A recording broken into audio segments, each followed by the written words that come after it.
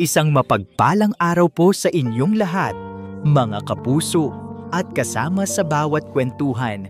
Muli, narito na naman ang inyong lingkod upang samahan kayo sa isang panibagong paglalakbay ng puso at damdamin.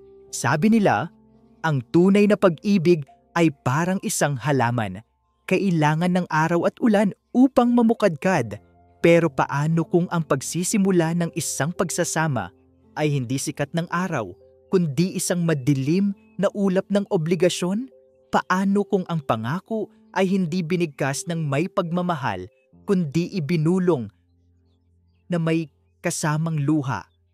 Halina't pakinggan natin ang kwento ni Hiraya sa unang kabanata ng ating serye na pinamagatang Ang Ating Sinag-araw. Sa araw ng kanyang kasal, pakiramdam ni Hiraya Diwa ay para siyang dadalo sa sarili niyang libing.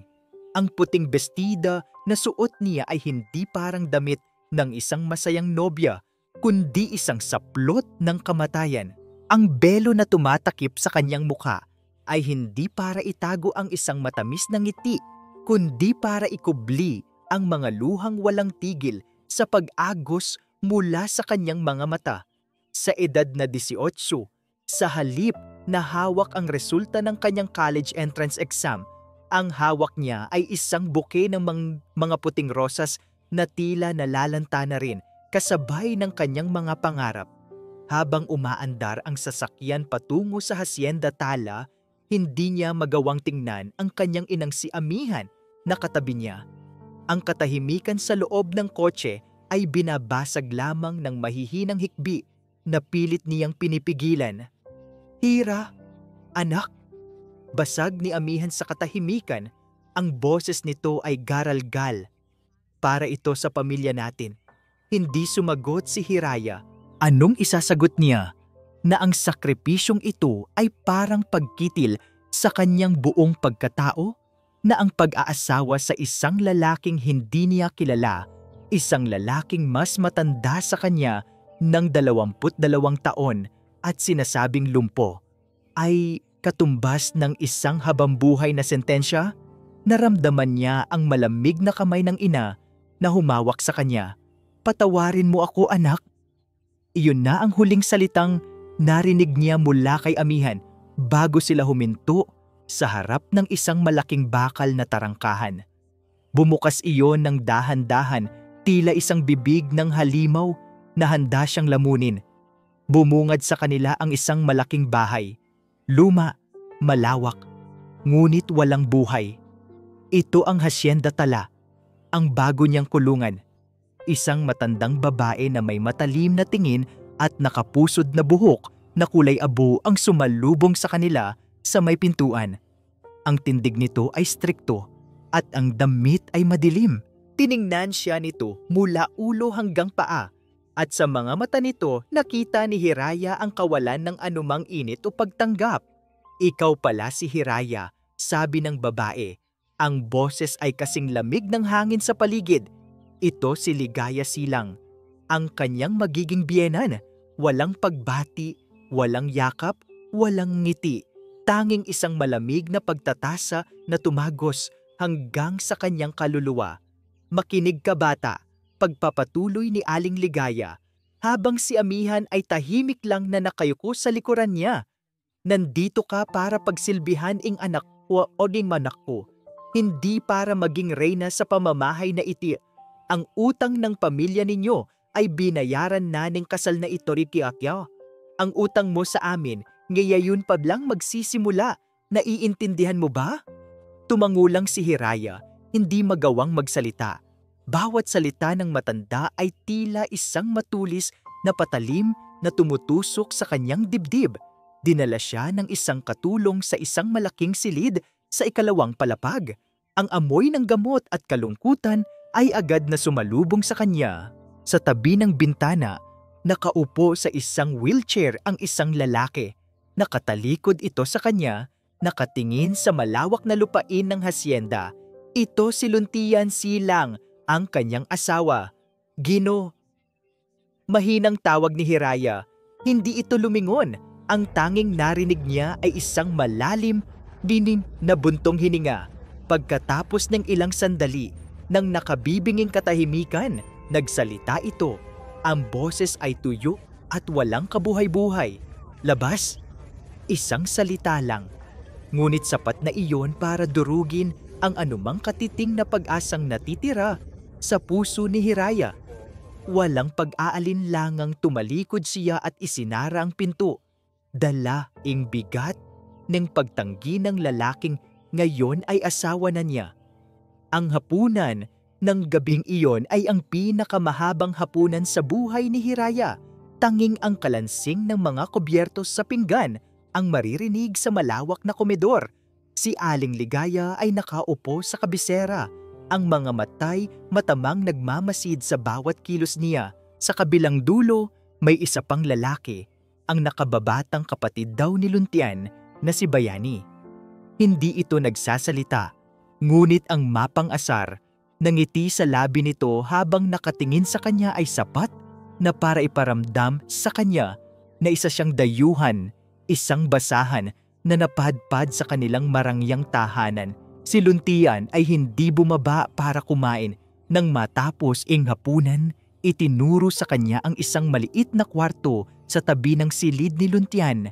Hindi ito ang master's bedroom. Ito ay isang simpleng silid na may isang maliit na kama. Doon daw siya matutulog. Habang nakahiga sa kama na hindi kanya sa isang bahay na hindi niya tahanan, niyakap ni Hiraya ang kanyang mga tuhod at umiyak nang walang tunog. Ito na ba ang kanyang buhay? Ito na ba ang katapusan ng lahat ng kanyang mga pangarap? Sa kalaliman ng gabi, nagising si Hiraya sa isang malakas na sigaw mula sa kabilang silid. Isang sigaw na puno ng sakit at pagdurusa. Napaupo siya, ang puso niya ay kumakabog sa takot. Sinundan iyon ng mga salitang binibigkas ng paulit-ulit, tila isang dasal ng isang kaluluwang naliligaw. Elena, patawad. Elena, patawarin mo ako. Ang boses ay mula kay Luntian at sa pangalang iyon na hindi pamilyar, naramdaman ni Hiraya ang isang panibagong hiwaga at takot. Sino si Elena? At anong kasalanan ang pinagsisisihan ng lalaking nakakulong sa kabilang kwarto? Ang lalaking ngayon ay dapat niyang tawaging asawa? Ang umaga ay dumating nang walang anumang pangako ng pag-asa. Para kay Hiraya, ang sikat ng araw na tumatagos sa bintana ng kanyang silid ay hindi nagdala ng init, kundi ng isa na namang paalala ng kanyang malamig na katotohanan. Maaga siyang bumangon.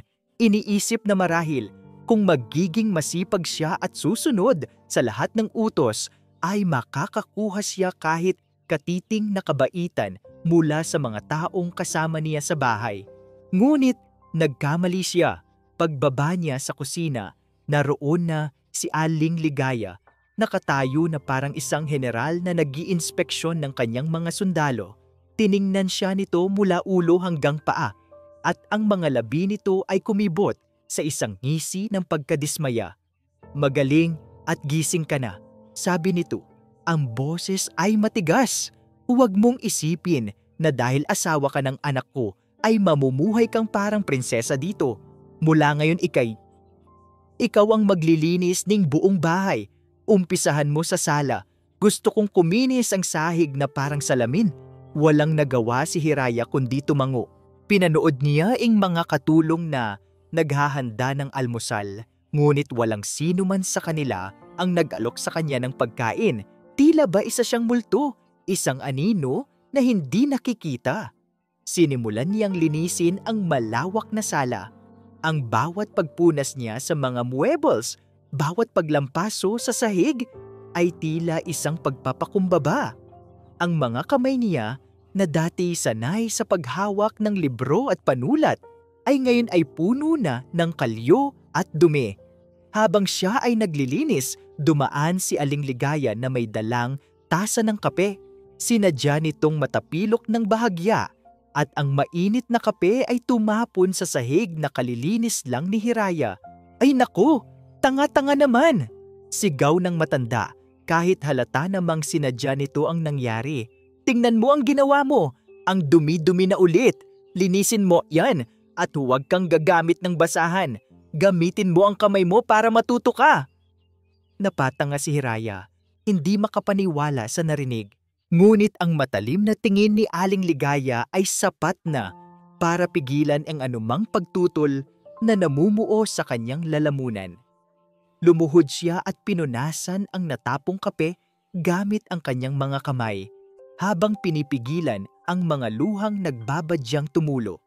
Sa oras ng tanghalian, pinaupo siya sa mesa kasama sina Aling Ligaya at Bayani. Si Luntian ay nanatili sa kanyang silid. Inilagay ni Bayani ang mga kubyertos sa tabi ng plato ni Hiraya at pagkatapos ay nagtanong ito na may halong pang-aasar. Alam mo ba kung paano gamitin yan, Miss Hiraya? O baka naman sa inyo sa Barangay Ligaya ay kinakamay niyo lang ang pagkain? Namula ang muka ni Hiraya sa hiya at galit. Nagsalita si Aling Ligaya. Hayaan mo na siya, Bayani. Baka masugatan pa niya ang sarili niya. Mga probinsyana, ganyan talaga. Hindi na niya natiis ang pagkain. Nagdahilan siyang busog na at nagpaalam na magpapatuloy na lang sa paglilinis. Habang naglalakad siya papalayo, narinig niya ang mahinang tawanan ng mag-ina. Sa hardin, habang sinusubukan niyang buhatin ang isang mabigat na paso ng halaman, naramdaman niyang may nakatingin sa kanya.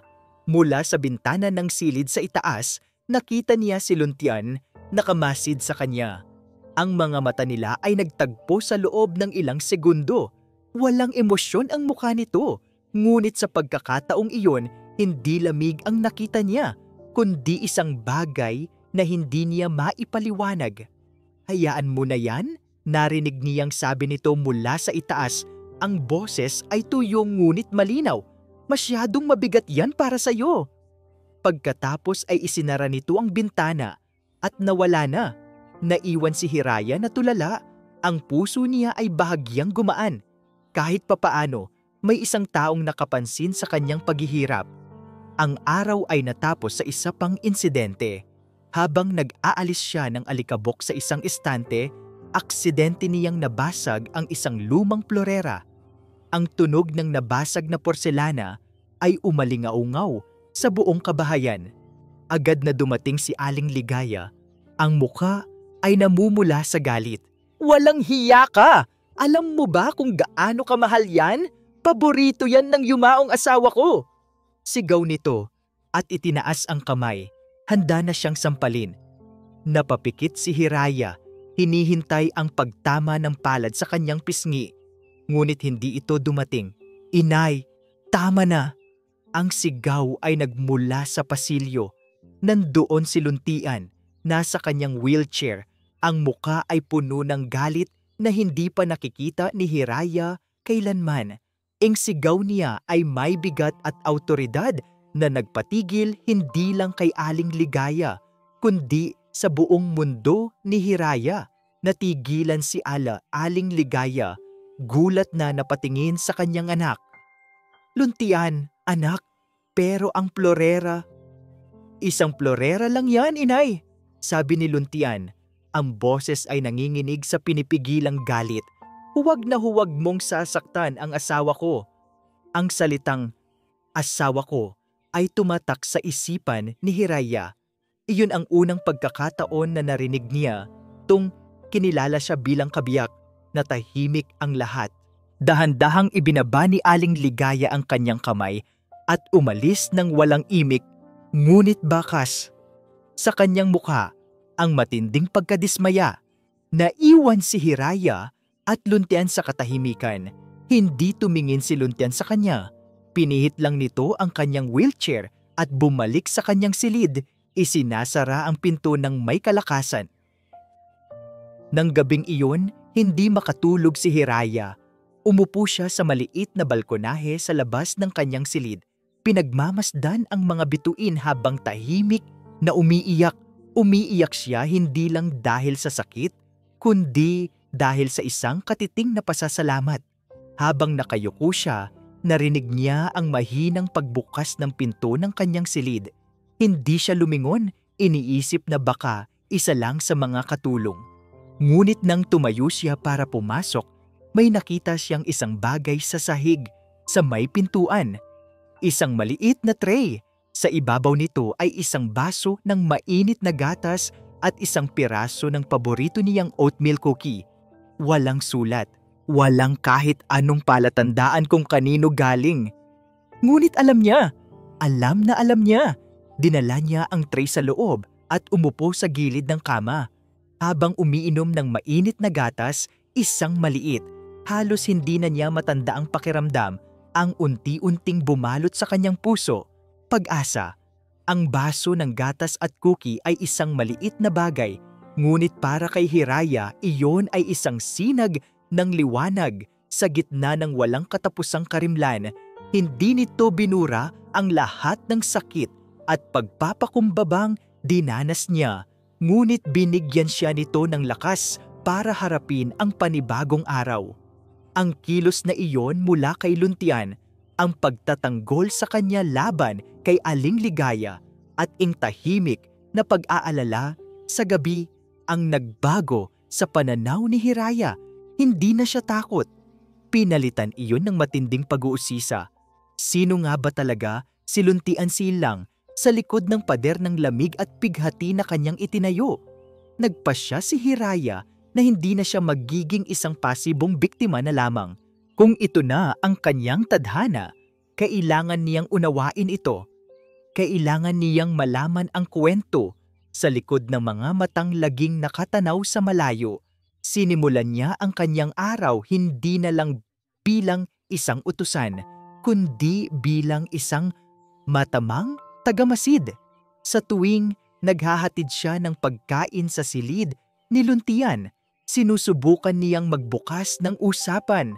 "Magandang umaga po," sabi niya isang araw habang inilalapag ang tray ng almusal sa mesa nito. "Sana po ay magustuhan ninyo ing sinangag." Nagulat si Luntian sa kanyang lakas ng loob. Tiningnan siya nito at sa unang pagkakataon, hindi pagtanggi ang nakita niya, kundi pagtataka. Hindi ito sumagot, ngunit hindi rin siya pinaalis.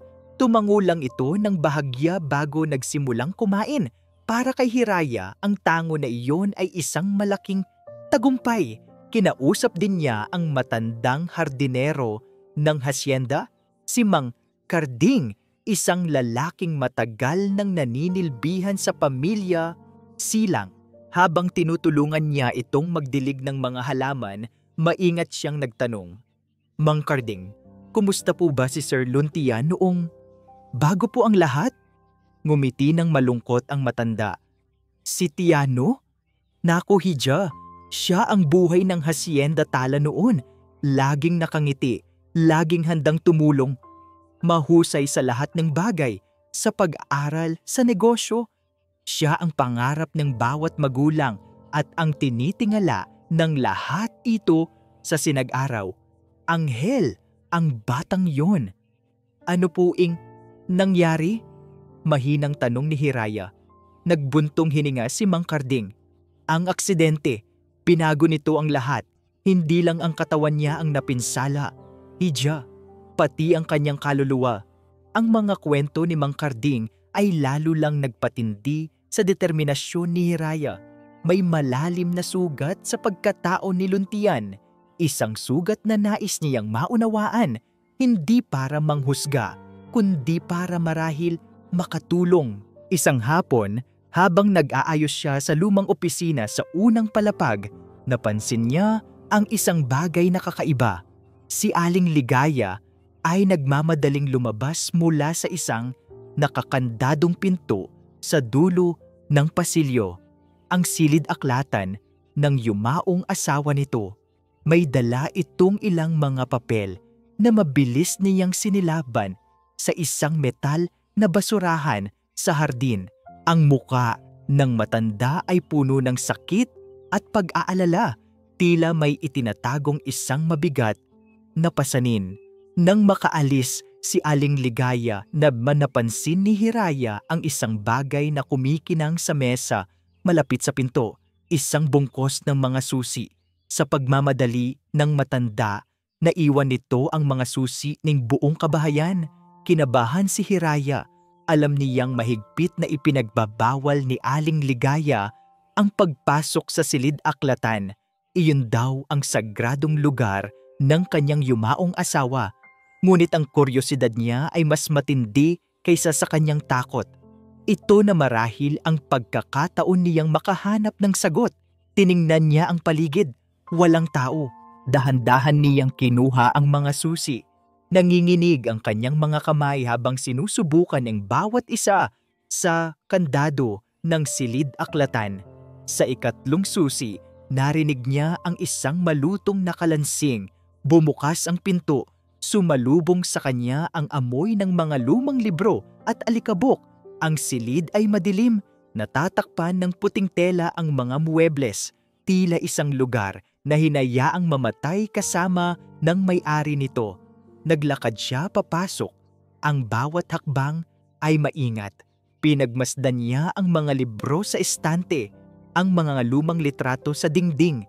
May isang malaking mesa sa gitna ng silid, ang mesa ng dating Don Silang.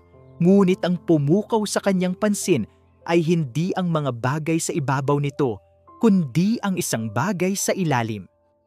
May isang maliit na espasyo sa ilalim ng mesa na natatakpan ng isang maliit na alpombra. Dahan-dahan niyang itinaas iyon. Naroon, nakatago sa isang maliit na kompartimento, ang isang kahon na gawa sa kahoy. Hindi ito nakakandado. Ang puso ni Hiraya ay dumadagundong sa kanyang dibdib. Alam niyang hindi niya ito dapat pakialaman. Isa itong paglapastangan sa alaala ng patay at sa pribadong buhay ng pamilya. Ngunit, isang malakas na puwersa ang nag-udyok sa kanya na buksan ito. Nanginginig ang mga kamay niya habang inaangat ang takip ng kahon. Sa loob, nakasalansan ang ilang mga gamit. May ilang mga litrato ng isang magandang babae na hindi niya kilala. Mayroon ding isang lumang kuwaderno, isang tala-arawan. At sa ilalim ng lahat ng iyon, nakatupi ang isang papel na naninilaw na sa katagalan. Binuksan niya ito. Ito ay isang sulat. Ang mga salitang nakasulat dito, kahit na medyo kupas na, ay malinaw pa rin. Mga salitang puno ng sakit, pagsisisi, at pamamaalam. Ito ay isang suicide note. Hawak ang naninilaw na papel. Ramdam ni Hiraya ang panlalamig ng kanyang buong katawan. Bawat salita sa liham ay tila mga tinik na tumatarok sa kanyang puso, hindi dahil sa galit, kundi dahil sa matinding habag. Ang sulat ay para sa mga magulang ni Luntian. Inay, itay, patawad. Hindi ko na kaya. Ang bawat paghinga ay isang parusa. Ang bawat pagpikit ng mata ay pagbabalik sa imahe niya. Ang sakit ay hindi nawawala. Sinubukan ko, pero hindi ko na kayang mabuhay sa isang mundong wala na si Elena. Huwag ninyo akong iyakan. Ito ang tanging paraan para matapos na ang lahat. Paalam. Pagkatapos basahin ang liham, kinuha ni Hiraya ang tala-arawan. Ang sulat kamay ay kay Luntian. Ang mga unang pahina ay puno ng masasayang kwento tungkol sa kanyang mga pangarap, sa kanyang pag-ibig para sa babaeng nagngangalang Elena, ang parehong babae sa mga litrato. Maganda ito, may matamis na ngiti na kayang magpaliwanag ng kahit anong silid. Ngunit habang lumilipat ang mga pahina, nagbabago rin ang tono. Ang saya ay napalitan ng pag-aalala. Pagkatapos ay ng trahedya, ikinuwento sa tala-arawan ang isang aksidente sa sasakyan. Nagmamaneho noon ang kaibigan ni Elena at kasama siya sa kotse. Si Luntian ay nasa ibang lugar. Isang lasing na tsuper ang sumalpok sa kanila. Agad na namatay si Elena. Ang sumunod na mga pahina ay halos hindi na mabasa dahil sa mga tuyong patak ng luha. Isinulat ni Luntian kung paano siya sinisi ng pamilya ni Elena, kung paano siya tinawag na mamamatay tao dahil hindi niya iniligtas ang kanilang anak kahit na wala naman siyang kasalanan. Ang bigat ng akusasyon kasama ang sarili niyang pagdadalamhati ay unti-unting dumurog sa kanya. Sinabi nila na kasalanan ko raw. Siguro nga, kung sana ay pinigilan ko siyang umalis ng araw na iyon, kung sana ay ako na lang ang kasama niya. Ako na lang sana ang namatay. At doon, sa huling pahina ng tala-arawan, nakasulat ang plano niya, ang araw, ang oras, ang lugar, ang balak niyang pagbangga ng kanyang sasakyan sa isang bangin sa gilid ng bundok. Ang parehong aksidente na sinabi ng lahat na nag-iwan sa kanya ng kapansanan. Hindi iyon aksidente, iyon ay isang pagtatangkang pagpapakamatay. Napahagulhol si Hiraya habang yakap-yakap ang tala-arawan. Ang lahat ay naging malinaw na. Ang lamig sa mga mata ni Luntian ay hindi galit sa mundo. Iyon ay galit sa sarili niya. Ang kanyang pag-iisa ay hindi pagmamataas. Iyon ay isang parusa na ipinataw niya sa kanyang sarili. Ang sigaw niya tuwing gabi na tumatawag sa pangalan ni Elena ay hindi lang isang masamang panaginip. Iyon ay ang kanyang kaluluwang paulit-ulit na binabalikan ang araw na nawala ang lahat. At si Aling Ligaya, ang pagiging strikto at mapagbantay nito ay hindi lang kasungitan. Iyon ay ang takot ng isang ina na muntik nang mawalan ng anak sa pinakamasaklap na paraan. Kaya pala mahigpit nitong ipinagbabawal ang pagpasok sa silidaklatan dahil narito nakatago ang katotohanang halos ikawasak ng kanilang pamilya. Nang mga sandaling iyon, ang lahat ng galit at sama ng loob ni Hiraya para sa pamilyang ito ay naglaho. Napalitan iyon ng isang malalim at matinding pag-unawa. Hindi niya sila kaaway. Sila, tulad niya, ay mga biktima rin ng isang malupit na nakaraan. Habang abala siya sa kanyang mga iniisip, nakalimutan niya ang lahat. Nakalimutan niyang bawal siya doon. Nakalimutan niyang isara ang pinto. Isang mahinang tunog ng gumugulong na gulong ang nagpabalik sa kanya sa kasalukuyan. Itinaas niya ang kanyang tingin at ang kanyang mundo ay huminto. Sa may pintuan ng silid-aklatan, nakatigil ang wheelchair ni Luntian. Nakatingin ito hindi sa kanya kundi sa mga bagay na hawak niya, ang tala-arawan, ang mga litrato ni Elena at ang sulat ng kanyang pamamaalam. Ang mukha ni Luntian ay dahan-dahang nagbago. Ang karaniwang blankong ekspresyon ay nawala. Sa isang iglap, napalitan iyon ng pagkabigla, pagkatapos ay ng matinding sakit at sa huli, ng nag-aapoy na galit. Isang galit na hindi pa niya nakikita kailanman. Isang galit na nagmumula sa isang taong ang pinakatatagong lihim ay biglang nabuksan at nalantad sa buong kahubdan nito. Para siyang isang magnanakaw na nahuli sa akto at ang ninakaw niya ay hindi ginto o pera. Ang ninakaw niya ay ang kaluluwa ng isang lalaking matagal nang patay sa loob. Hindi siya nagsalita. Hindi rin ito nagsalita. Tanging ang kanilang mga mata ang nag-uusap. Ang sa kanya ay puno ng paghingi ng tawad at pag-unawa. At ing sa kanya ay isang nagbabagang apoy ng pagkakanulo at nasirang tiwala. Dahan-dahan, pinihit ni Luntian ang kanyang wheelchair, tila handa nang umalis. Ngunit huminto ito. At nang muli itong lumingon sa kanya, ang boses nito ay nanginginig, hindi dahil sa kahinaan, kundi dahil sa matinding galit at sakit. Sino ka para hukayin ang libingan ng nakaraan ko? Ang silid-aklatan, ang lugar na isinumpa kong hindi na muling tutuntungan, ang mausoleo ng aking mga alaala, ang puntod ng aking dating pagkatao. At ngayon, narito siya, ang babaeng ipinilit sa akin ng tadhana, nakaupo sa sahig, hawak-hawak ang lahat ng piraso ng aking durog na kaluluwa. Galit. Iyon ang unang naramdaman ko. Isang nag-aalab na galit na gumapang mula sa aking dibdib hanggang sa bawat sulok ng aking pagkatao. Paano niya nagawa ito? Sino ang nagbigay sa kanya ng karapatang buksan ang mga sugat na matagal ko nang sinubukang ibaon sa limot? Ang mga mata niya, puno ng awa. Awa. Ayaw ko ng awa. Sawang-sawa na ako sa mga tinging ganyan. Awa mula sa aking ina. Awa mula sa mga katulong. At ngayon Ken, awa mula sa kanya, isang estranghero. Sino ka para hukayin ang libingan ng nakaraan ko? Ang mga salita ay lumabas sa aking bibig na may kasamang lason. Gusto ko siyang saktan.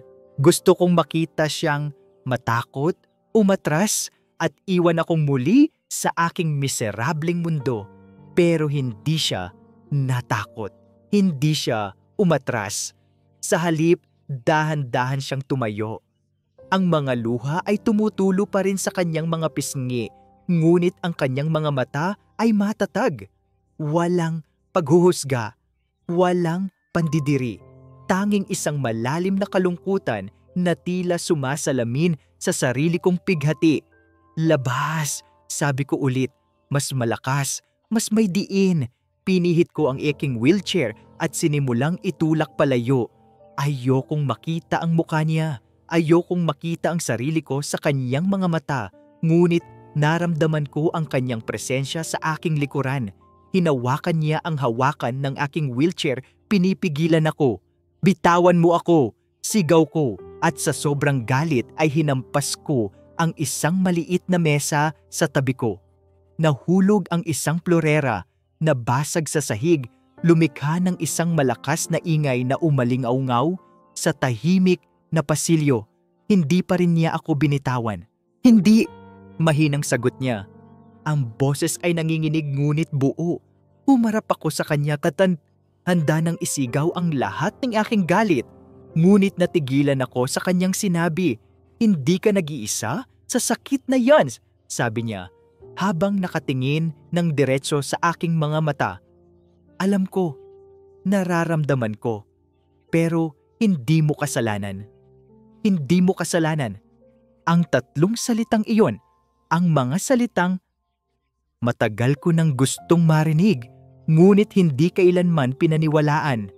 Ang mga salitang sinubukan kong sabihin sa sarili ko sa libu-libong gabing walang tulog, ngunit laging nabibigo. At ngayon binibigkas ng isang babaeng halos hindi ko kilala na may ganap na katiyakan. Anong alam mo? Pabulong kong tanong. Ang galit ko ay unti-unting napapalitan ng isang pamilyar na kirot. Wala! Pag-amin niya.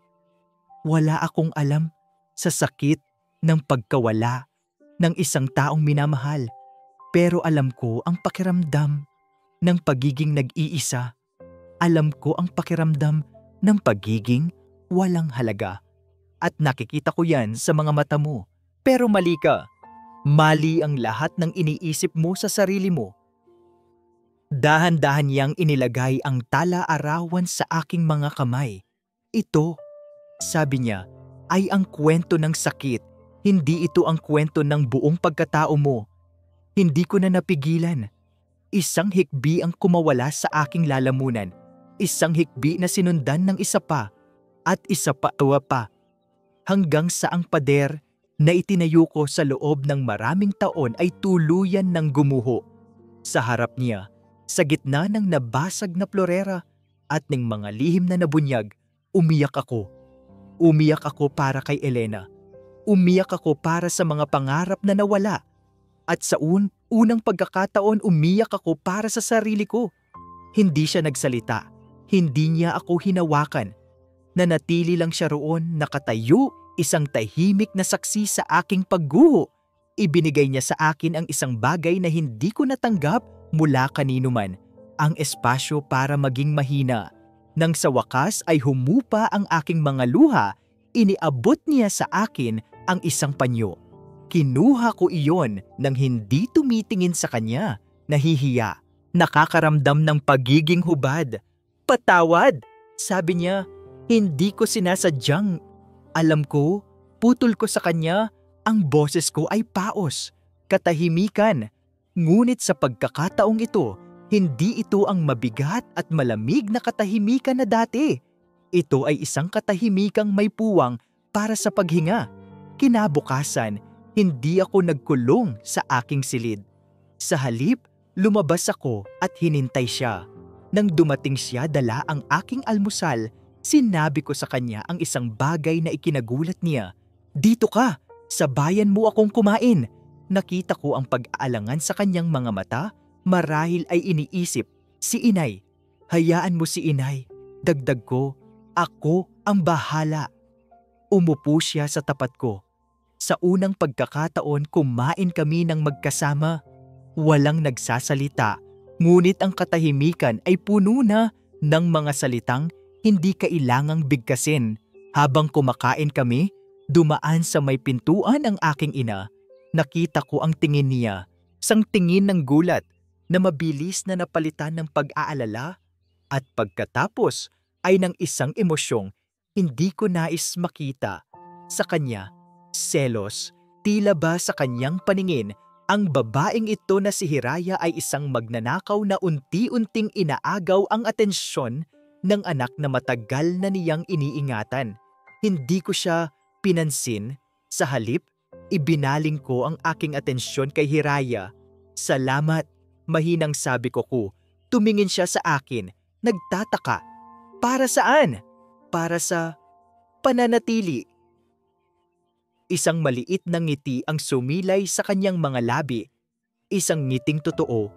At sa unang pagkakataon sa loob ng napakatagal na panahon, naramdaman kong may isang tao na hindi lang ang aking kapansanan ang nakikita, kundi ang lalaking nakakulong sa likod nito. Ang unti-unting pagbabago sa pakikitungo ni Luntian kay Hiraya ay hindi nakaligtas sa matalas na mga mata ni Ligaya at Bayani. Ang dating malamig na samahan ay napalitan ng mga tahimik na almusal, mga maiikling pag-uusap, at kung minsan, isang mahinang ngiti mula kay Luntian na matagal nang hindi nasisilayan sa Hacienda Tala. Para kay Hiraya, ito ay isang munting tagumpay, isang sinag ng pag-asa. Ngunit para kay Ligaya at Bayani, ito ay isang malaking banta. Isang hapon, habang nag-uusap ang mag-ina sa sala, hindi napigilan ni Ligaya na ipahayag ang kanyang pag-aalala. "Hindi maganda ito, Bayani. Ang babaeng iyan, may kung anong ginagawa siya sa kuya mo. Masyado siyang nagiging malapit." Ngumisi si Bayani, isang ising hindi umabot sa kanyang mga mata. "Hayaan mo siya, inay. Madali lang naman siyang paikutin. Isang hamak na probinsyana lang yan. Akala niya siguro makukuha niya ang yaman natin." Si Bayani, na laging nabubuhay sa anino ng kanyang magaling na kapatid, ay nakakita ng pagkakataon.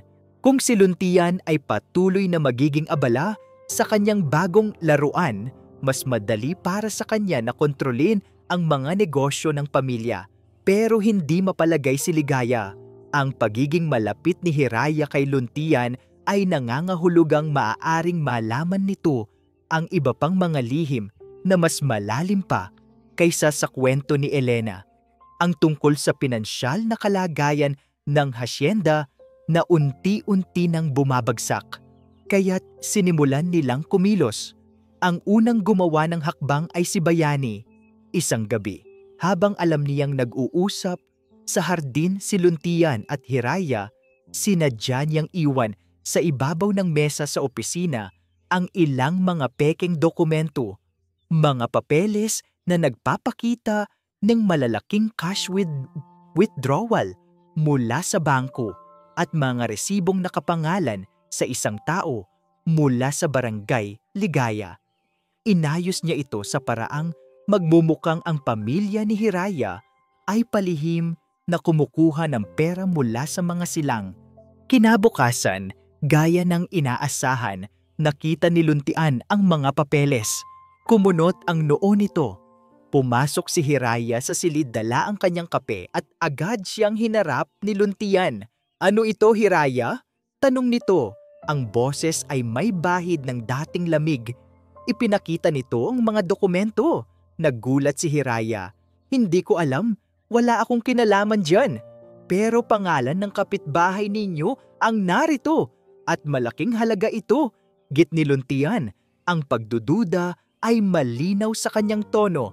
Nasaktan si Hiraya. Pagkatapos ng lahat, ito pa rin ang tingin sa kanya, isang manggagansyo. Tinipon niya ang kanyang lakas ng loob at tiningnan si Luntian ng diretso sa mata. "Luntian, tingnan mo ako," sabi niya, ang boses ay matatag. "Mula nang dumating ako rito, wala akong ibang hinangad kundi ang makaalis. Ngunit nang makilala kita, nagbago ang lahat. Maniwala ka sa akin, hindi ako nandito para sa pera. At alam mo yan." Nakipagtitigan si Luntian sa kanya. Nakita niya ang sinseridad sa mga mata ni Hiraya. Pagkatapos ng ilang sandali, bumuntong hininga ito at itinabi ang mga papeles. "Patawad, nag-aalala lang ako." Ang tiwala nito sa kanya ay nanalo laban sa lason na itinanim ni Bayani. Habang si Bayani ay gumagamit ng panlilinlang, si Ligaya naman ay gumamit ng emosyonal na atake. Isang araw, tinawag ni Ligaya si Hiraya sa sala. Inilabas nito ang isang makapal na photo album. "Halika, maupo ka, may gusto akong ipakita sa'yo." Nang buksan ni Hiraya ang album, puro litrato ni Luntian at Elena ang laman. Mga litratong puno ng pagmamahalan at kaligayahan. Si Luntian na nakangiti ng malapad, si Elena na nakasabit sa kanyang mga braso. "Ganyan sila kasaya," sabi ni Ligaya. Ang boses ay puno ng lungkot, ngunit may talim. "Si Elena ang nag-iisang babae na minahal ng anak ko. Isa siyang anghel, edukada, galing sa mabuting pamilya, perpekto sa lahat ng bagay. Kahit kailan, hindi siya mapapalitan sa puso ni Luntian." Bawat salita ni Ligaya ay isang karayom na tumutusok sa kumpiyansa ni Hiraya. Ipinapamukha sa kanya na isa lang siyang hamak na pamalit, isang anino na hindi kailanman makakapantay sa alaala ng isang perpektong babae. Hindi na kontento si Bayani sa kanyang unang pagkabigo. Minsan, nang makita niyang mag-isa si Hiraya, nilapitan niya ito na may kunwaring pakikiramay. "Hiraya, pasensya na sa inaasal ni Inay," sabi nito. "Alam mo na, hindi pa rin siya nakaka-move on sa nangyari kay Elena. At si Kuya, mahal na mahal niya si Elena. Alam kong mabait ka, pero sana maintindihan mo. Kahit anong gawin mo, isa ka lang, pamalit." Ngumiti si Bayani ng isang mapagkumbabang ngiti, ngunit ang kanyang mga mata ay nagsasabi ng ibang kwento. Ang kanyang mga salita ay idinisenyo para wasakin ang anumang pag-asang namumuo sa puso ni Hiraya. Ngunit ang hindi nila alam, ang Hiraya na kaharap nila ngayon ay hindi na ang parehong Hiraya na dumating sa hasyenda ilang linggo na ang nakalipas. Ang mga pagsubok ay hindi siya pinahina. Sa halip, pinatibay siya nito. Ngumiti lang si Hiraya kay Bayani. "Salamat sa pag-aalala, Bayani, pero ang nakaraan ay nakaraan. Ang mahalaga ay ang ngayon." Ang matatag na sagot niya ay ikinagulat ni Bayani. Umalis itong bigo, habang si Hiraya naman ay naiwang may panibagong determinasyon. Hindi niya hahayaang sirain ng mga anino ng nakaraan ang munting liwanag na nagsisimula nang sumilay sa pagitan nila ni Luntian. Ngunit ang pinakamatinding pagsubok ay darating mula sa isang lugar na hindi niya inaasahan. Nang gabing iyon, tumunog ang telepono sa kusina. Siya ang nakasagot. "Hello? Anak, Hiraya," boses iyon ng kanyang ina. At umiiyak ito. Agad na kinabahan si Hiraya. "Inay, anong nangyari? Ayos lang po ba kayo? Ang nagpapautang sa atin," humihikbing sabi ni Amihan. "Nandito siya kanina, nagagalit. Sabi niya, kung hindi ka raw marunong umayos diyan sa Hacienda Tala, kung gagawa ka raw ng gulo, itutuloy niya ang pagsampa ng kaso. Makukulong ako, anak, at mawawala sa atin ang lahat." Nanlamig si Hiraya. Ano pong ibig niyang sabihin sa marunong umayos, Aynay? "Hindi ko alam, anak," sigaw ni Amihan sa gitna ng pag-iyak. "Ang sabi lang niya, Dapat mong gawin ang lahat ng gusto nila. Huwag kang magreklamo. Maging mabuting asawa ka raw kay Luntian. Kung hindi, sisingilin niya kami sa paraang hindi natin magugustuhan." Ang bawat salita ng kanyang ina ay tila isang kadenang muling pumulupot sa kanyang mga paa at kamay. Ang katiting na kalayaang nagsisimula na niyang maramdaman ay biglang naglaho. Ang utang ay hindi pa pala tapos. Ito ay isang espada na nakabitin pa rin sa ulo ng kanyang pamilya, at ang nag-ahawak ng espadang iyon ay isang taong hindi niya kilala, isang anino na kayang kontrolin ang kanyang bawat galaw mula sa malayo. Sino ang taong ito? At bakit ganito na lang ang interes niya sa pananatili niya sa hasyenda? Ang pag-aasawang ito ay hindi lang pala tungkol sa pera, may mas malalim, mas madilim na dahilan sa likod ng lahat. Ang tawag sa telepono. Narinig ko ang bawat salita. Nasa likod lang ako ng pinto ng kusina. Papunta sana para kumuha ng tubig. Nang marinig ko ang pag-iyak ni Hiraya habang kausap ang kanyang ina. Dapat mong gawin ang lahat ng gusto nila. Maging mabuting asawa ka raw. Isang malamig na galit ang gumapang sa aking dibdib. Hindi ito galit kay Hiraya, kundi sa mga taong nasa likod ng lahat ng ito. Sino man sila, ang misteryosong pinagkakautangan, at oo, maging ang aking ina at kapatid, ginagamit nilang lahat ang babaeng ito. Ginagawa siyang isang puppet, isang kasangkapan para sa kanilang mga pansariling interes. Ngunit sa paglipas ng mga araw, nakita ko siya. Nakita ko ang kanyang katatagan. Sa kabila ng panunumbat ni inay at pang-iinsulto ni Bayani, nanatili siyang matatag. Sa kabila ng bigat na dala-dala niya para sa kanyang pamilya, nagagawa pa rin niyang ngumiti. At ang ngiting iyon, kahit na madalas ay malungkot, ay sapat na para bigyan ako ng liwanag. Hindi na ako papayag. Tapos na ang panahon ng aking pananahimik. Kinabukasan, sa oras ng almusal, ipinatawag ko silang lahat sa komedor. Si Inay, si Bayani at si Hiraya.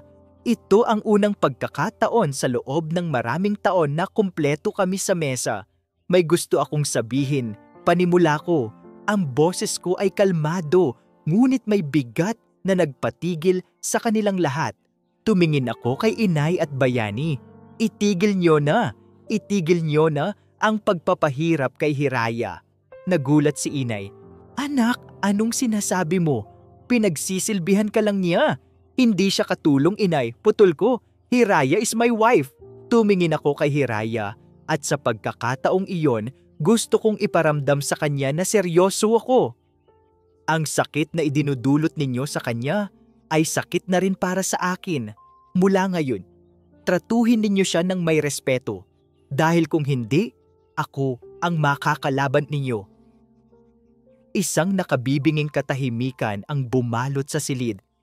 Si Bayani ay napayuko, habang si Inay ay hindi makapaniwalang nakatingin sa akin.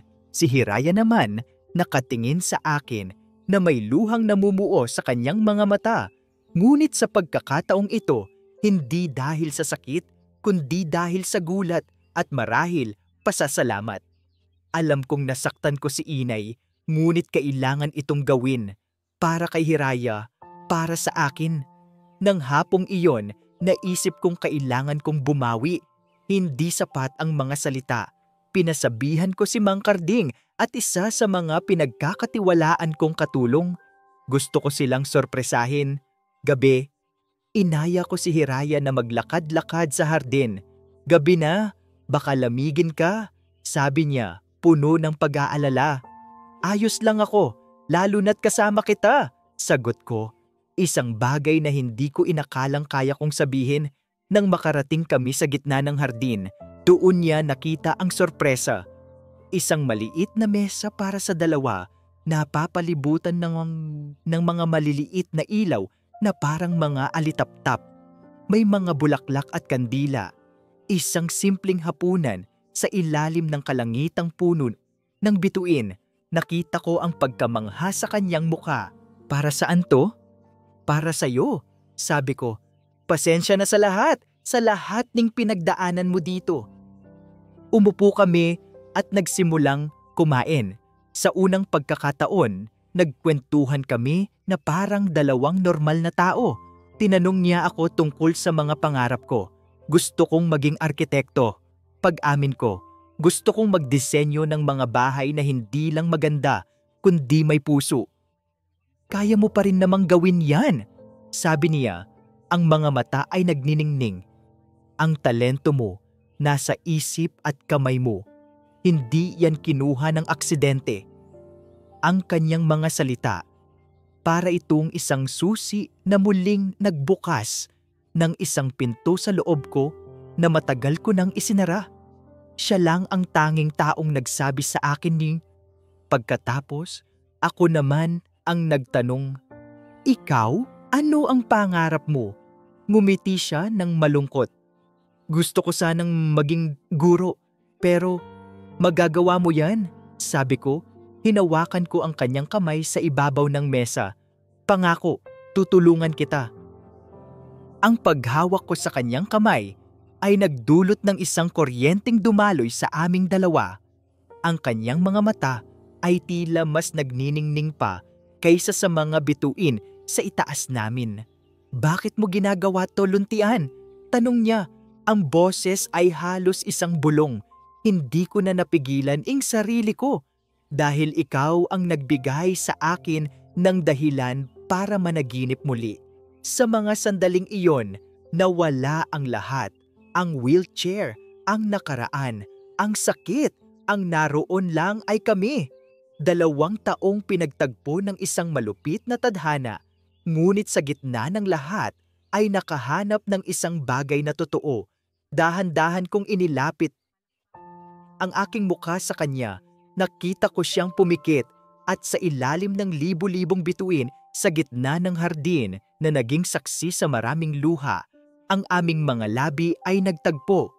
Isang halik na puno ng pasasalamat, pangako at isang pag-ibig na isinilang mula sa abo ng kawalan ng pag-asa.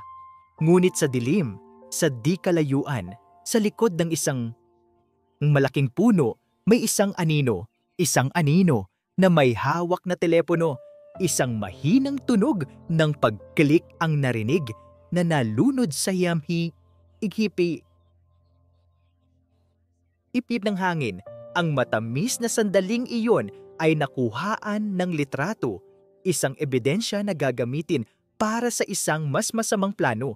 Ang mga sumunod na araw pagkatapos ng gabing iyon ay tila isang panaginip para kay Hiraya. Ang Hacienda Tala na dati isang malamig na kulungan ay unti-unting nagiging isang tahanan. Si Luntian ay mas naging bukas at malambing. Naglalagi na ito sa sala para magbasa o mag-drawing sa halip na magkulong sa kanyang silid. Minsan, nahuli niya itnging na idutungga kong nakangiti habang pinagmamasdan siya. Ing mga ngiting iyong para kay Hiraya ay mas mahalaga pa sa kahit anong yaman sa mundo, maging si Aliling Ligaya, bagamat hindi pa rin ganap na malapit sa kanya, ay tumigil na sa kanyang pang-aapi. Isang simpleng pagtango o isang hindi gaanong matalim na tingin ang ipinapalit nito sa dating mga utos at panunumbat.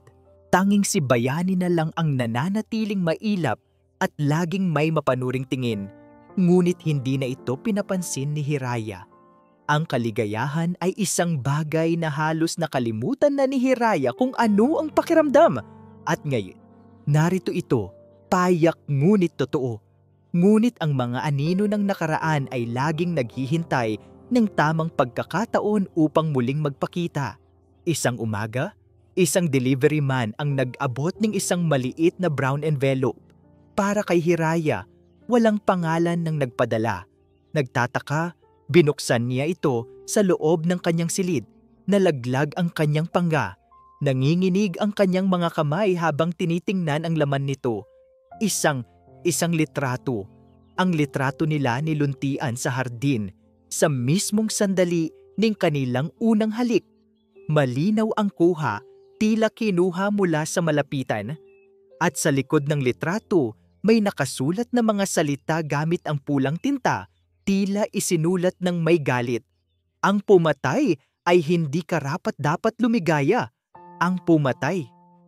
Si Luntian. Naramdaman ni Hiraya ang paninikip ng kanyang dibdib. Sino ang gagawa nito?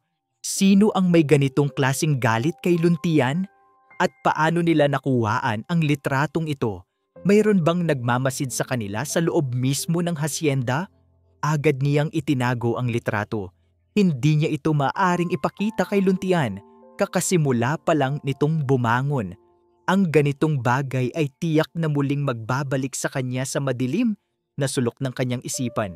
Nagpasya siyang sarilinin muna ang problema habang sinusubukang alamin kung sino ang nasa likod nito. Ngunit hindi lang pala siya ang tinatarget ng misteryosong kaaway. Kinahapunan, habang nasa opisina si Luntian at sinusubukang muling mag-drawing ng mga disenyo, tumunog ang kanyang cellphone. Isang numerong hindi rehistrado. "Hello?" sagot niya. Isang boses ng lalaki na pamilyar, ngunit hindi niya matukoy ang nasa kabilang linya. Ang boses ay binago, tila ginamitan ng voice changer, ngunit ang lamig at pagbabanta ay malinaw. Luntian silang. "Ang sarap ng buhay ano? Nakalimutan mo na yata si Elena." Natigilan si Luntian, ang lapis na hawak niya ay nabitawan. "Sino to?" "Isang taong hindi nakakalimot," sagot ng boses. "Akala mo ba matatapos na lang sa pagiging lumpo mo ang lahat? Hindi. Simula pa lang yan, bibigyan kita ng babala. Layuan mo ang bago mong babae dahil kung hindi, sisiguraduhin kong malalaman ng buong Pilipinas ang totoong kwento sa likod ng pagkamatay ni Elena Bayani. At sa pagkakataong ito, sisiguraduhin kong sa kulungan ang bagsak mo." "Tut! Tut! Tuot!" Nabitawan ni Luntian ang telepono. Ang totoong kwento. Ang mga kasinungalingang ipinakalat ng pamilya ni Elena noon. Ang mga banta. Bumalik ang lahat. Ang takot na matagal na niyang ibinaon ay muling nabuhay. Ang takot na hindi lang para sa kanyang sarili, kundi ngayon para na rin kay Hiraya. Kung idadamay siya sa gulo, masisira rin ang buhay niya. Nang pumasok si Hiraya sa silid para dalhan siya ng merienda, nakita niya ang pagbabago sa mukha ni Luntian. Ang ngiti at kapayapaan na naroon kanina ay nawala. Napalitan iyon ng pamilyar na pader ng lamig at pag-aalala. "May problema ba?" tanong ni Hiraya. "Wala," mabilis na sagot ni Luntian, umiiwas ng tingin. "Pagod lang ako." Naramdaman ni Hiraya ang paglayo. Ang init na nagsimula ng mamuo sa pagitan nila ay biglang nanlamig. Alam niyang may kinalaman ito sa parehong anino na nagpadala sa kanya ng litrato. Nagpasiya si Hiraya na kailangan niyang kumilos, kailangan niyang malaman kung sino ang pinagkakautangan ng kanyang pamilya. Tinawagan niya ang kanyang ina. "Inay, kailangan kong malaman sino po ang taong yon. Ano ang pangalan niya?" "Hindi ko pwedeng sabihin, anak. Baka lalo tayong mapahamak." Umiiyak na sagot ni Amihan. "Inay, mas mapapahamak po tayo kung hindi natin alam kung sino ang kalaban natin. Pakiusap po." Pagmamakaawa ni Hiraya. Ngunit matigas ang kanyang ina. Ibababa na sana nito ang telepono nang may maalala si Hiraya. "Inay, si Bayani po ba? May kinalaman ba siya dito?" Natahimik sandali si Amihan sa kabilang linya. Hindi siya. Pero malapit. Bago pa makapagtanong muli si Hiraya, ibinabana ng kanyang ina ang tawag. Malapit. Ano ang ibig sabihin nun? Habang gulong-gulo ang isip niya, hindi niya namalayan si Bayani na nakatayo sa may pasilyo, nakikinig, na may isang ngiting tagumpay sa kanyang mga labi. Ang lahat ay umaayon sa kanyang plano. Kinabukasan, ang katahimikan ng Hacienda Tala ay binasag ng ugong ng isang mamahaling sasakyan. na pumarada sa tapat ng malaking pinto. Si Hiraya na nagwawalis sa may beranda ay napatigil. Bumaba mula sa sasakyan ang isang lalaking nasa edad 40. Matangkad ito, nakasuot ng isang mamahaling suit at may itsurang hindi maikakaila ang kagwapuhan. Ngunit ang mga mata nito ay kasing lamig ng yelo. Naglakad ito palapit sa kanya. Ang bawat hakbang ay may bigat at awtoridad.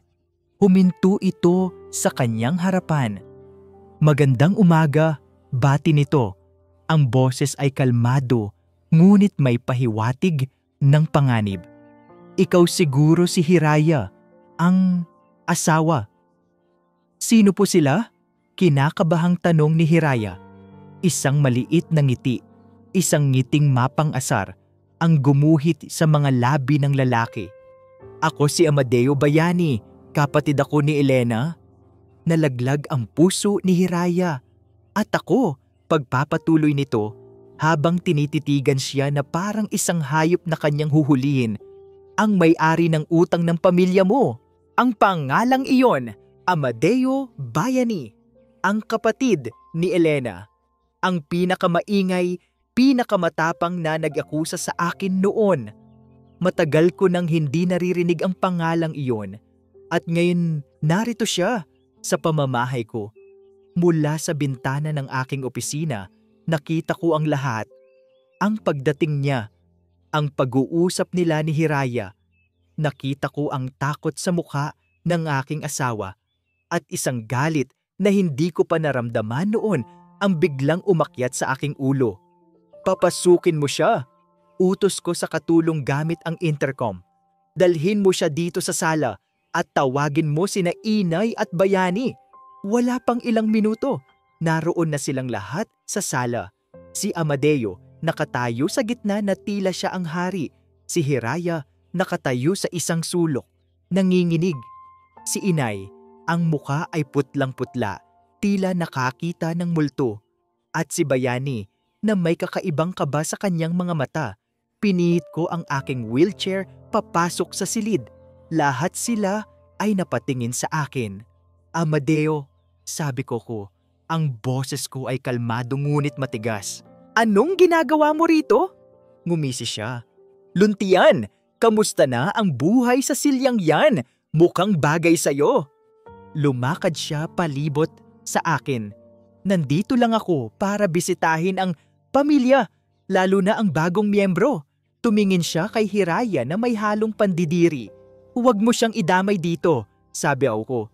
"Idamay?" Tumawa si Amadeo. "Luntian, hindi mo pa ba naiintindihan? Siya ang sentro ng lahat ng ito. Siya ang obra maestra ko." Kumunot ang noo ko. "Anong ibig mong sabihin?" Humarap si Amadeo kay Hiraya. "Sabihin mo sa kanya, Hiraya, o gusto mong ako na lang?" Hindi makapagsalita si Hiraya, tanging mga luha ang dumadaloy sa kanyang pisngi. Kaya't si Amadeo ang nagsalita.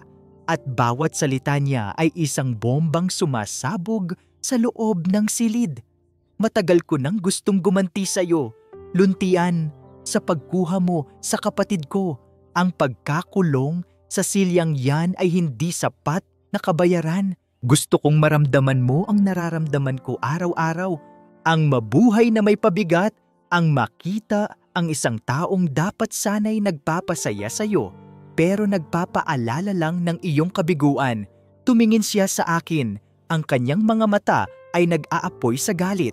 Kaya't hinanap ko ang perpektong instrumento para sa aking paghihiganti.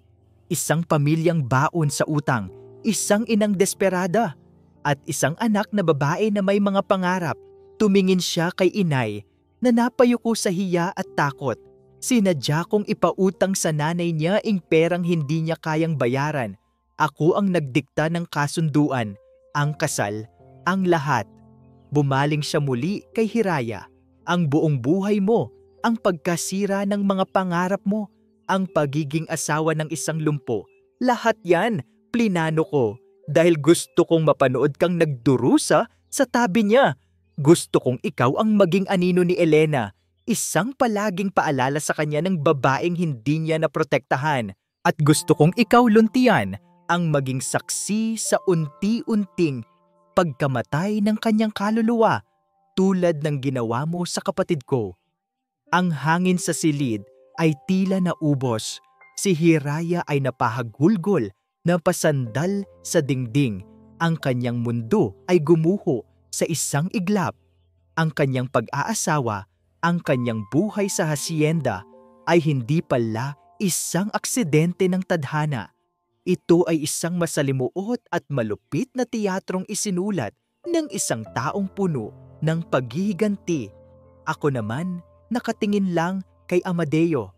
Ang galit ko ay napalitan ng isang nakakabinging sakit.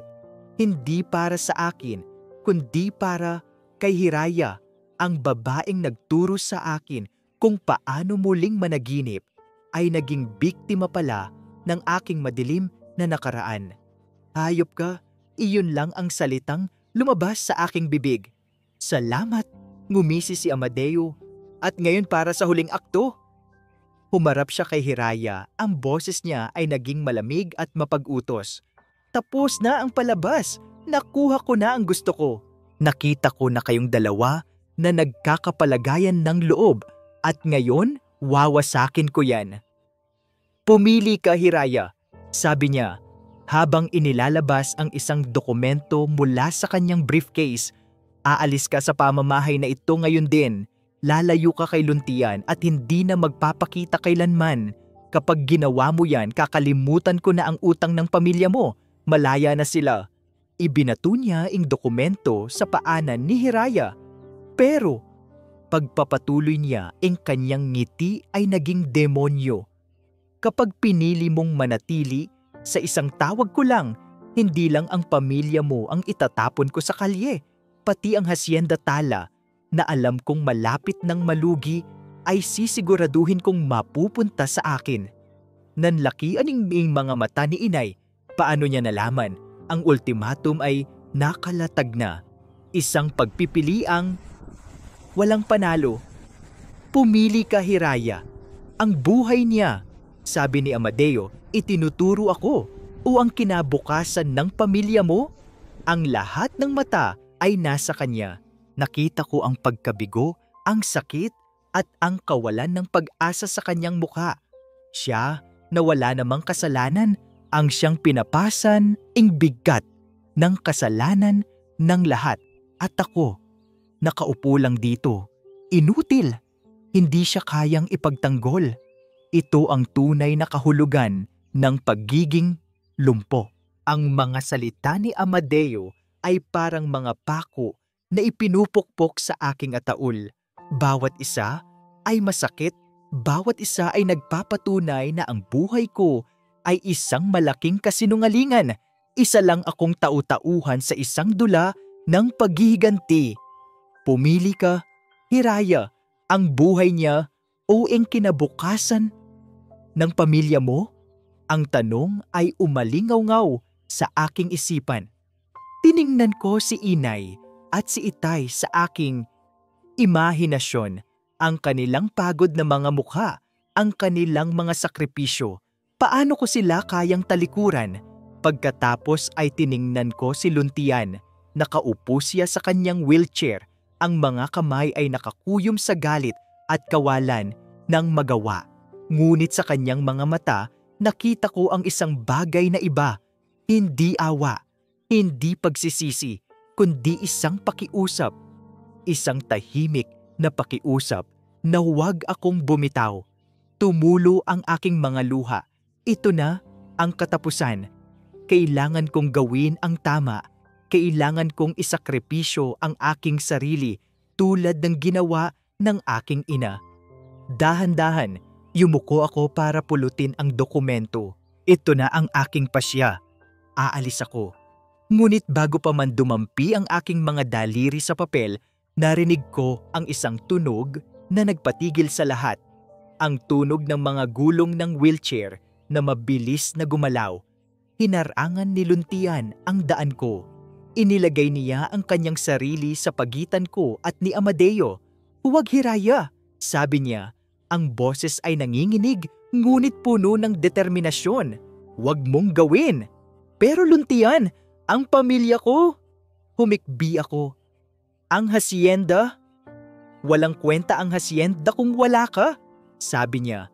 At sa pagkakataong iyon, tumingin siya hindi sa akin, kundi kay Amadeo. Ang luntian na kaharap ni Amadeo ngayon ay hindi na ang luntian na durog at puno ng pagsisisi. Ito ay isang bagong luntian, isang lalaking may ipinaglalaban. Tapos ka na ba, Amadeo? Tanong ni luntian. Ang boses ay kalmado na ngayon. Tapos na ba ang iyong palabas? Dahil kung oo, ako naman ang magsasalita.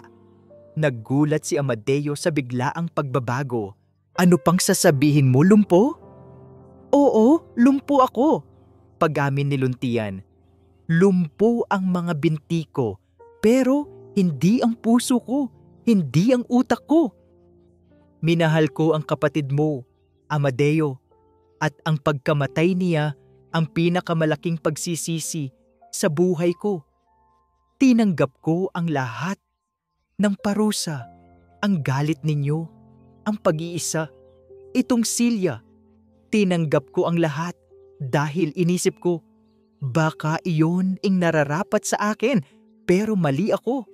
Humarap siya sa akin at ang kanyang mga mata ay puno ng isang bagay na mas malakas pa sa pag-ibig, paninindigan. Itinuro sa akin ni Hiraya na ang buhay ay hindi natatapos sa isang pagkakamali. Itinuro niya sa akin na lahat tayo ay may karapatang bumangon, karapatang maging masaya. Bumaling siya ding muli kay Amadeo. Ang paghihiganti mo ay hindi magbabalik kay Elena. Ang tanging ginagawa nito ay pagpapatunay na hindi mo talaga siya minahal. Dahil ang tunay na pagmamahal ay hindi naninira ng ibang buhay.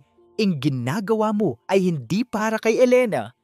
Para lang yan sa sarili mong kapaitan. Tinatigilan si Amadeo. Tila isang sampal ang mga salita ni luntian. Kunin mo ang hasyenda kung gusto mo, pagpapatuloy ni luntian. Idemanda mo ang pamilya niya, gawin mo ang lahat ng gusto mo, pero hindi mo kami mapaghihiwalay dahil ang lakas namin ay wala sa pera o sa ari-arian, nasa isa't isa. Ang mga salita ni luntian ay pumasok sa aking puso na parang isang mainit na agos, tinatangay ang lahat ng aking takot at pag-aalinlangan. Pinunasan ko ang aking mga luha. Tumayo ako ng tuwid at lumapit sa tabi ni luntian. Hinawakan ko ang kanyang balikat. Isang simpleng kilos, ngunit nagsasabi ng lahat. Dito ako. Hindi ako aalis. Tama siya, sabi ko, nakatingin kay Amadeo. Maaaring isa lang akong kasangkapan sa laro mo, pero tapos na ang laro, hindi mo na ako kontrolado at lalong hindi mo na kontrolado siya. Tiningnan ko si luntian at ngumiti. Mahal ko siya at hindi ko siya iiwan anuman ang mangyari. Ang sala ay napuno ng tensyon. Ang plano ni Amadeo ay gumuho sa kanyang harapan. Ang inaasahan niyang mga biktimang durog at nagmamakaawa ay ngayon ay nakatayo sa kanyang harapan, magkasama, mas matatag kaysa kailanman. Nang gagalaiti sa galit, kinuha ni Amadeo ang kanyang telepono. Talaga? Tingnan natin. Tatawagan ko ang aking abogado ngayon din. Bukas, wala na kayong lahat. Habang idinadial niya ang numero, isang boses ang pumigil sa lahat. Isang boses na nanginginig, ngunit puno ng bigat. Tumigil ka! Lahat kami ay napalingon. Ang sigaw ay nagmula kay Aling Ligaya. Nakatayo siya, ang muka ay basang-basa ng luha. Ang mga kamay ay nanginginig. Mayroon akong dapat sabihin, sabi niya, habang nakatingin kay Amadeo na may pinaghalong takot at determinasyon. Isang bagay na matagal ko nang itinago, ang totoong dahilan kung bakit kami nalugi. Ang sigaw ni inay ay tila isang kulog na yumanig sa buong hacienda Tala. Lahat kami, pati si Amadeo, ay napatingin sa kanya. Sa buong buhay ko, ngayon ko lang nakita si inay na ganito. Isang pinaghalong takot, pagsisisi, at isang desperadong pangangailangan na magsalita. Inay, Ano to? Tanong ko. Hindi niya ako pinansin. Ang kanyang mga mata ay nakatuon lamang kay Amadeo. Hindi mo alam ang buong kwento. Amadeo, simula ni Inay, ang boses ay nanginginig. Noong namatay si Elena, oo, sinisi namin ang aming sarili. Sinisi ng anak ko ang sarili niya. Halos ikamatay niya, pero may iba pang nangyari. Huminga siya ng malalim, tila kumukuha ng lakas mula sa kaibtuturan ng kanyang kaluluwa. 2 linggo pagkatapos ng libing ni Elena, pinuntahan ako ng mga magulang mo, ang iyong ema at ina. Natigilan si Amadeo. Ang mga magulang ko? Anong kinalaman nila dito? Sinabi nila sa akin na may hawak daw silang ebidensya. Pagpapatuloy ni Inay, ang mga luha ay malayang dumadaloy sa kanyang mukha. Isang peking testigo na magsasabing siluntian daw ang nag-udyok kay Elena na umalis ng araw na iyon. Mga peking dokumento na magpapakita na may problema sa negosyo siluntian at kailangan niya ang insurance money. Mga kasinungalingan, ngunit mga kasinungalingang kayang manira ng buhay. Ang bawat salita ni Inay ay isang dagok. Tiningnan ko siya, hindi makapaniwala. Bakit hindi niya sinabi sa akin? Hiningan nila ako ng pera, sabi ni Inay. Ang boses ay halos isang bulong, isang malaking halaga, kapalit ng kanilang pananahimik, kapalit ng buhay ng anak ko. Napaatras si Amadeo, tila hindi makapaniwala. Hindi yan totoo. Hindi gagawin yan ng mga magulang ko. Pero ginawa nila, sigaw ni Inay. Taon-taon, Amadeo. Taon-taon ay kumukuha sila ng pera. Ibinenta ko ang halos lahat ng ari-arian natin ng palihim para lang bayaran sila. Para protektahan ang pangalan mo, Luntian. Iyon ang dahilan kung bakit tayo nalugi. Dahil sa kasakiman ng pamilya mo. Ang pag-amin ni Inay ay isang bombang mas malakas pa kaysa sa pagbubunyag ni Amadeo. Ang buong paghihiganti pala ni Amadeo ay nakatayo sa isang pundasyong gawa sa kasinungalingan at kasakiman ng kanyang sariling mga magulang. Hindi, paulit-ulit na sabi ni Amadeo habang nanginginig na kinukuha ang kanyang telepono. Hindi na ang abogado niya ang tinawagan niya. Itay, sabi niya sa telepono. Totoo ba? Totoo ba ang sinasabi ni Gyong Silang? Isang mahabang katahimikan. Kahit hindi namin naririnig ang sagot, ang unti-unting pagbagsak ng mga balikat ni Amadeo at ang pagkawala ng kulay sa kanyang mukha ay sapat ng kumpirmasyon. Ang kanyang paghihiganti, ang kanyang galit, ang kanyang buong misyon.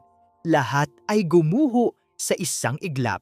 Habang ang lahat ay nakatuon kay Amadeo, isa pang pag-amin ang naganap sa isang sulok. Kuya, napalingon ako kay Bayani. Nakayuko ito, hindi makatingin sa akin. Ako ang kumuha ng litrato sa hardin. Ako rin ang nagpadala nito kay Hiraya. Gusto kong maghiwalay kayo. Nagseselos ako, pagod na akong laging nasa anino mo. Patawad, kuya. Ang kanyang pag-amin ay halos hindi ko na naramdaman. Manhid na ako. Ang lahat ng lihim, lahat ng sakit ay sabay-sabay na lumabas. Ibinaba ni Amadeo ang telepono. Ang dating arogante at makapangyarihang lalaki ay ngayon ay mukhang isang basag na salamin. Tiningnan niya ako, pagkatapos ay si Hiraya. Walang galit sa kanyang mga mata, tanging isang malalim, nakakahiyang pagsisisi. Patawad, sabi niya. Ang boses ay halos hindi marinig. Lumakad siya papunta sa mesa kung saan nakapatong ang dokumento ng utang ni Hiraya. Kinuha niya ito at sa harap naming lahat, pinunit niya ito ng paulit-ulit hanggang sa maging maliliit na piraso. Pagkatapos, walang sinabing paalam, tumalikod siya at naglakad palabas ng hacienda Tala.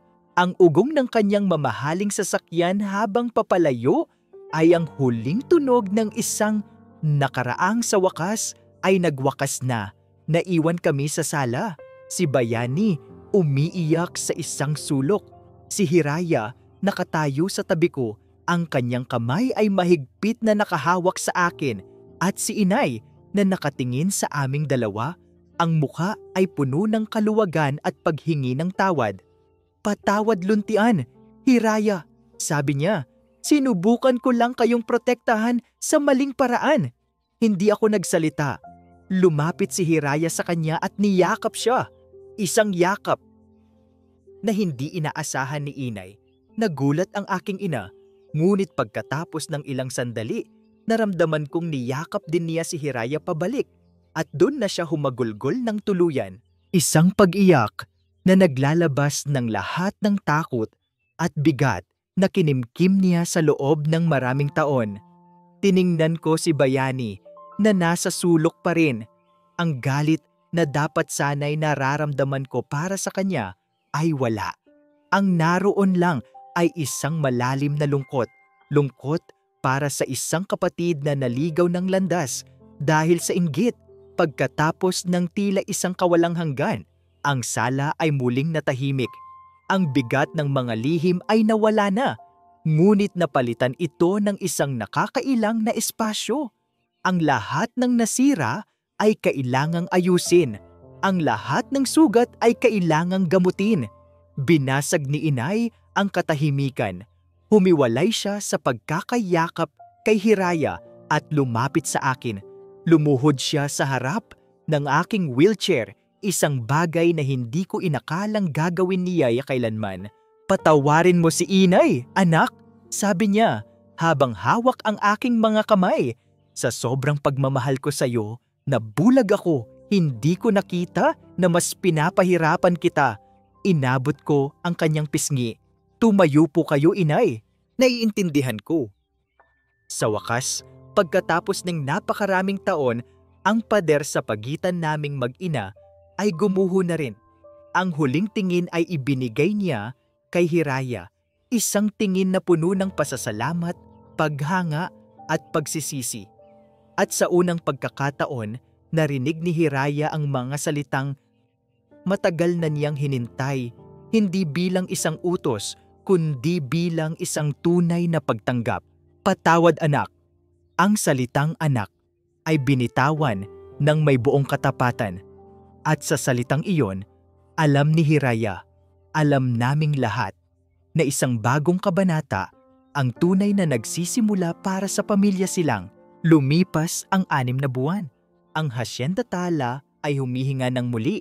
Hindi ito ang dating marangya at makapangyarihang hacienda, ngunit ang hangin ay mas magaan, mas malinis. Ang dating bigat ng mga lihim at hinanakit ay napalitan ng tunog ng mga halakhak at masasayang kwentuhan. Ang hardin na dati simbolo ng aking pagdurusa ay ngayon ay naging paborito kong lugar. Dito, kasama ko si Inay Ligaya na hindi ko na tinatawag na Aling Ligaya, na nagtatanim ng mga bagong bulaklak. Ang kanyang mga kamay na dati laging nakakuyom sa galit ay ngayon ay abala sa pag-aalaga ng mga rosas.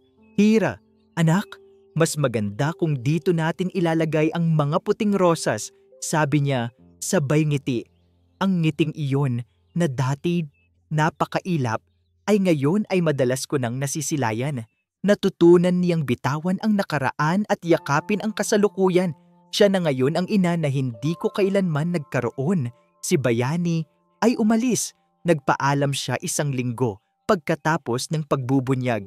Sinabi niyang kailangan niyang hanapin ang sarili niya malayo sa anino ng kanyang kuya at sa mga pagkakamaling nagawa niya. Paminsan-minsan ay tumatawag siya at sa bawat tawag naririnig namin ang unti-unting pagbabago at paghilom sa kanyang boses. Ang pamilya ko sa Barangay Ligaya ay maayos na. Malaya na sila sa utang at sa takot. Si Inay Amihan ay humingi ng tawad sa akin ng paulit-ulit. At ako, matagal ko na siyang pinatawad. Dahil sa huli, ang pag-ibig ng isang ina, kahit na minsay nagkakemali ng direksyon ay pag-ibig pa rin. At si Luntian, Ang aking tiyano, ang pinakamalaking pagbabago ay nakita ko sa kanya. Hindi na siya nagkukulong sa kanyang silid. Ang kanyang opisina ay muling napuno ng mga blueprint at mga sketch. Ang kanyang mga mata ay hindi na nakatanaw sa isang malungkot na nakaraan, kundi nakatuon na sa isang magandang hinaharap. Isang hapon, habang nag-aaral ako sa sala, lumapit siya sa akin. Oo, nag-aaral ako. Sa tulong at pag-insista ni Luntian, nag-enroll ako sa isang online course para sa pagiging guro. Ang pangarap na akala ko'y namatay na ay muling nabuhay. Ano yan? Tanong ko habang tinitingnan ang isang malaking papel na dala-dala niya. Inilatag niya ito sa mesa. Isa itong disenyo ng isang bahay. Isang bahay na maliit, moderno, ngunit may malalawak na bintana para pumasok ang liwanag. Ang mga pasilyo ay maluluwag at may mga ramp sa halip na hagdanan. Isang bahay na idinisenyo para sa lahat, may kapansanan man o wala. Para saan to? Tanong ko, humahanga sa kanyang gawa. Ngumiti siya. Ito ang unang proyekto ko, ang una sa marami pa. Sana. Tumingin siya sa akin. Ang kanyang mga mata ay puno ng pagmamahal. Pinangalanan ko siyang Bahay Hiraya. Ang puso ko ay tila lumundag sa tuwa. Niyakap ko siya ng mahigpit. Salamat, Tiano. Salamat sa lahat. Ako ang dapat magpasalamat sa iyo, Hira. Bulong niya na. Ikaw ang nagbalik sa akin ng aking sarili.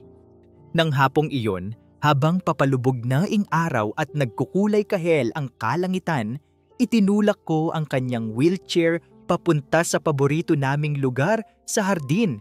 Umupo ako sa damuhan sa tabi niya at isinandal ko ang aking ulo sa kanyang balikat. Hinawakan niya ang aking kamay. Walang nagsasalita. Hindi na kailangan. Ang katahimikan sa pagitan namin ay hindi na kailanman naging malungkot. Ito ay puno ng kapayapaan, pag-unawa, at isang pag-ibig na sinubok ng apoy, ngunit lumabas na mas matatag at mas dalisay. Pinagmasdan namin ang paglubog ng araw sa probinsya ng Sinag-araw. Ang bawat pagbaba nito ay hindi na isang simbolo ng pagtatapos, kundi isang pangako.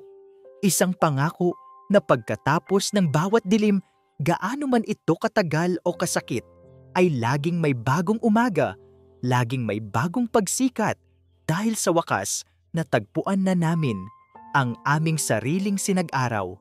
At dito po nagtatapos ang kwento ni Hiraya at Luntian. Isang kwentong nagpapatunay na ang pag-ibig ay hindi nasusukat sa edad, sa estado sa buhay, o sa pisikal na anyo. Ito ay matatagpuan sa pag-unawa sa gitna ng di pagkakaunawaan, sa pagpapatawad sa kabila ng malalalim na sugat, at sa pag-asang kayang bumuhay kahit sa pinakapatay na puso. Ang aral ng kwento ay malinaw. Huwag nating hayaang ikulong tayo ng mga anino ng ating nakaraan. Bawat isa sa atin, anuman ang pinagdaanan, ay may karapatang bumangon, magmahal muli, at hanapin ang sarili nating Sinag-araw. Maraming salamat po sa inyong walang sawang pagsubaybay at pakikinig. Ang inyong suporta ang nagsisilbing inspirasyon sa aming patuloy na magbahagi ng mga kwentong pumupukaw sa puso at damdamin. Kung mayroon po kayong mga komento o kung may mga uri ng kwento kayong nais marinig sa hinaharap, ito man ay tungkol sa pamilya, pagkakaibigan o panibagong pag-ibig, huwag po kayong magatubiling i-comment sa ibaba. Ang inyong mga boses ay mahalaga sa amin. Hindi dito nagtatapos ang ating paglalakbay. Marami pa pong kwentong kasing ganda at mas puno ng aral dito sa aming channel. Kung nagustuhan niyo ang kwentong ito, i-like, i-share sa pamilya at mga kaibigan. At mag-subscribe na rin para lagi kayong updated sa mga susunod pa naming kwento. I-click niyo ang notification bell para kayo ang unang makarinig kapag may bago kaming upload. Pagpalain po kayo ng Panginoon, kayo at ang inyong buong pamilya. Hanggang sa muli!